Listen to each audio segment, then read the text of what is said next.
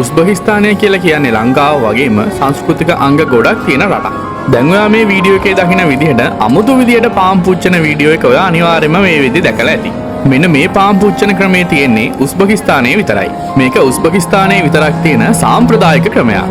මෙයාලා මේ හදන පාන් වලට ගන්නෙත් ඉතාමත් සාම්ප්‍රදායික ක්‍රම. මෙයාලා විශේෂයෙන්ම පාන් පිටි වලට අමතරව කුරුඳු පිටිත් මේ පාන් සෑදීම සඳහා භාවිතා කරනවා. මේ පාන් එකට විශේෂ සුවඳක් ලබා දීම සඳහා මෙයාලා භාවිතා කරනවා තල්මසු කියන කුළුබඩු වර්ග.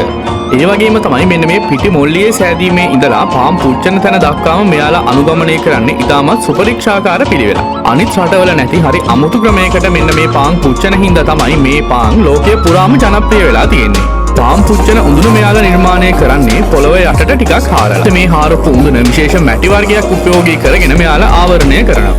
පාම් පුරුසන උඳුනේ උෂ්ණත්වය සාමාන්‍යයෙන් සෙල්සියස් අංශක 200-250 වගේ අගයක් ගන්නවා. ඔය යටට හාරන හින්දා වගේම ඉතාමත් විශේෂ මැටි වර්ගයක් භාවිතා කරන හින්දා මෙන්න මේ විදිහට පාම් පිලිස්සුවන පස්සේ මේ පාන් එක ඉතාම රසවත් සහ රතු පැහැයක් ගන්නවා.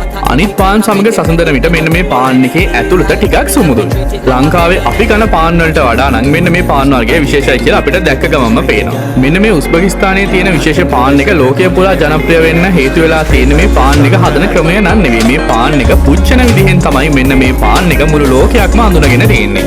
උස්බෙකිස්තානයේ ඇතුලේ මෙන්න මේ අමුතු ක්‍රමයේ යටතේ එක එක විදිහේ පාන් හදනවා. මෙන්න මේ වගේ නොදන්න දේවල් දැනගන්න මගේ පේජ් එක ෆලෝ කරලා මගේ YouTube channel එකත් subscribe කරලා අපිත් එක්ක එකතු වෙන්න කියලා ඔන්න ඔයාලා හැමෝටම ආරාධනා කරනවා. ඉතින් ඔයත් ලෝකයේ පුරා සංචාරය කරන්න කැමති කෙනෙක් නම් කවදා හරි උස්බෙකිස්තානයේ යන්න අදහසකුත් තියෙනවා නම් ගියොත් මෙන්න මේ අවස්ථාව නම් මිස් කරගන්න එපා.